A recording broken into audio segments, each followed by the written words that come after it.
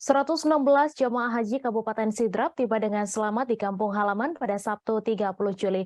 Mereka dikumpulkan di Aula SKPD Sidrap. Satu persatu jemaah haji turun dari bus. Tampak sanak keluarga dengan suasana haru sudah menunggu di depan bus untuk menyambut jemaah haji. Untuk informasi selengkapnya akan disampaikan langsung oleh wartawan Tribun Timur, Nining Anggraini yang kini sudah terhubung bersama kami. Silakan rekan Nining.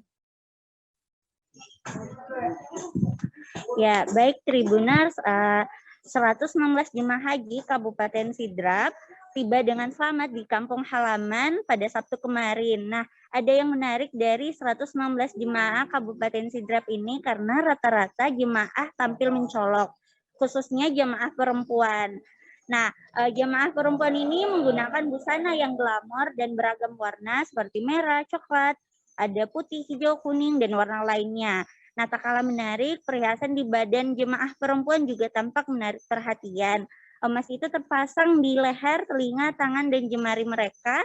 Sementara untuk jemaah pria tampil dengan sederhana, ada juga yang menggunakan jubah dan serban di kepala. Nah, saat turun dari bus itu, para jemaah tampak melambaikan tangannya, Tribuners. Ada pula yang terharu saat pertama kali menginjakan kakinya di gedung Aula SKPD Sidrap. Tangis haru juga mewarnai kedatangan para jemaah haji.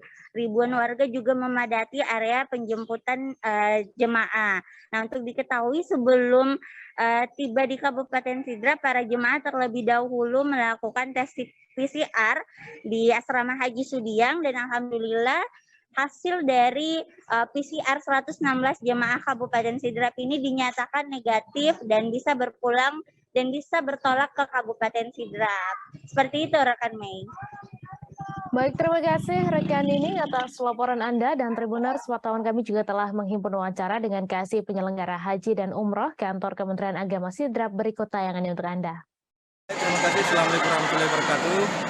Kami selaku Kepala Seksi Penyelenggaraan Haji dan Umroh Sidrap menyatakan bahwa jemaah haji Kabupaten Sidrap yang berjumlah 116 orang ini semuanya dalam keadaan sehat walafiat dan kembali ke tanah air setelah menempuh perjalanan kurang lebih 9 jam dan ada delay masuk di bandara itu sekitar jam 1.30.